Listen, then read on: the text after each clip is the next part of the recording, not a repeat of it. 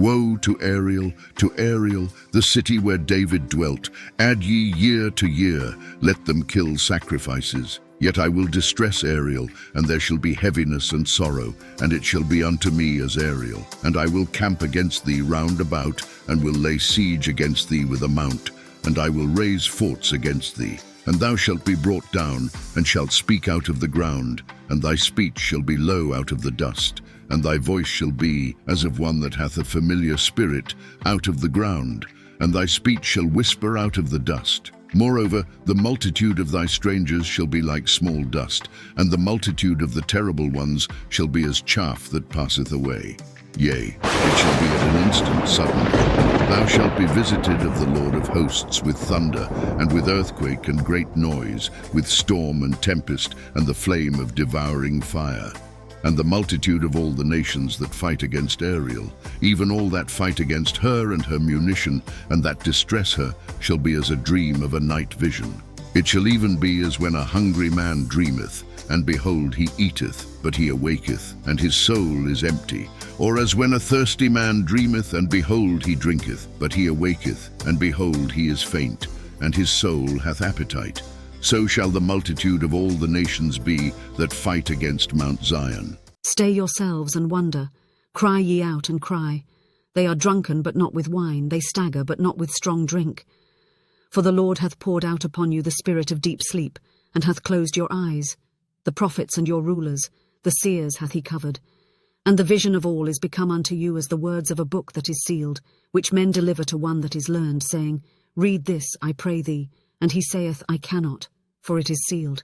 And the book is delivered to him that is not learned, saying, Read this, I pray thee. And he saith, I am not learned.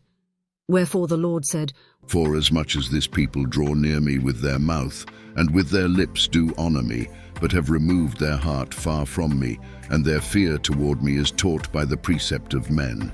Therefore, behold, I will proceed to do a marvelous work among this people, even a marvelous work and a wonder.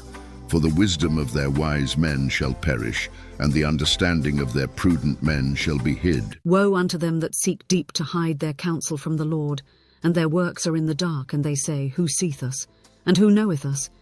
Surely your turning of things upside down shall be esteemed as the potter's clay. For shall the work say of him that made it, He made me not? Or shall the thing framed say of him that framed it, He had no understanding? Is it not yet a very little while, and Lebanon shall be turned into a fruitful field, and the fruitful field shall be esteemed as a forest? And in that day shall the deaf hear the words of the book, and the eyes of the blind shall see out of obscurity and out of darkness. The meek also shall increase their joy in the Lord, and the poor among men shall rejoice in the Holy One of Israel. For the terrible one is brought to naught, and the scorner is consumed, and all that watch for iniquity are cut off. That make a man an offender for a word, and lay a snare for him that reproveth in the gate, and turn aside the just for a thing of naught. Therefore thus saith the Lord, who redeemed Abraham, concerning the house of Jacob. Jacob shall not now be ashamed, neither shall his face now wax pale.